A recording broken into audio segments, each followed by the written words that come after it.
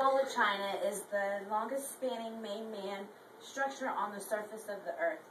During its construction, the Great Wall of China was known as the longest cemetery on earth. It has been reported that over 1 million people perished during its construction. Oftentimes, those who died were just tossed inside and buried within the structure. My name is Candace Borland, and I'm here today to give you a little history lesson on the Great Wall of China. The history of this structure is one of the most magnificent construction projects ever undertaken. Today, I'm going to tell you about some of the more interesting facts: the agricultural grandeur, the historical significance, and what its intended purpose was. Defense work on the Great Wall during the Ming Dynasty was divided into architectural of differing grades, classes, forms, and uses, such as fortress, town, castle, garrison city, mountain pass city, stronghold city, city wall, watchtowers,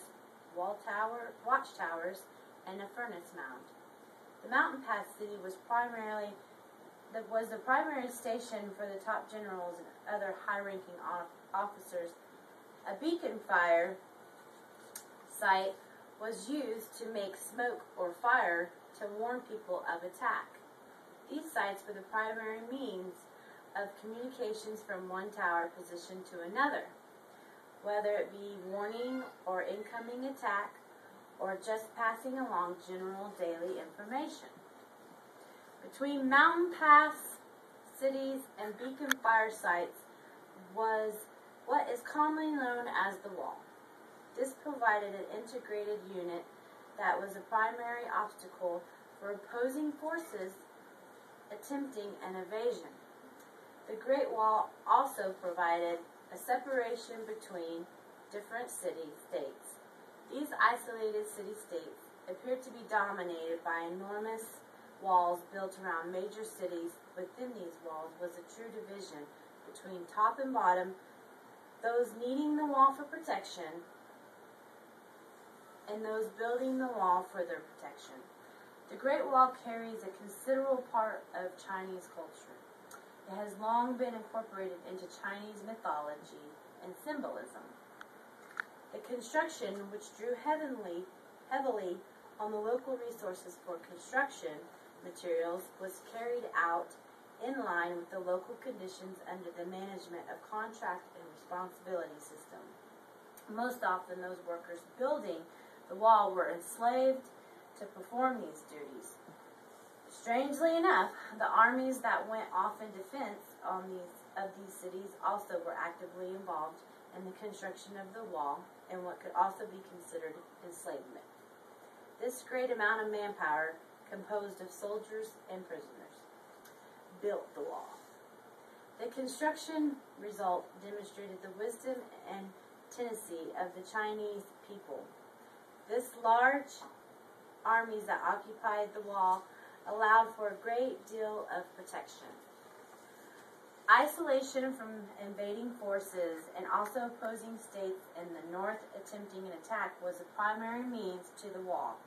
Protection for these isolated regions was a huge concern because they were so isolated. Joining these cities was a primary concern of rulers expanding their reign and building their dynasties. This displays of might lead to a fear of invasion and also determine these nations from attacking them.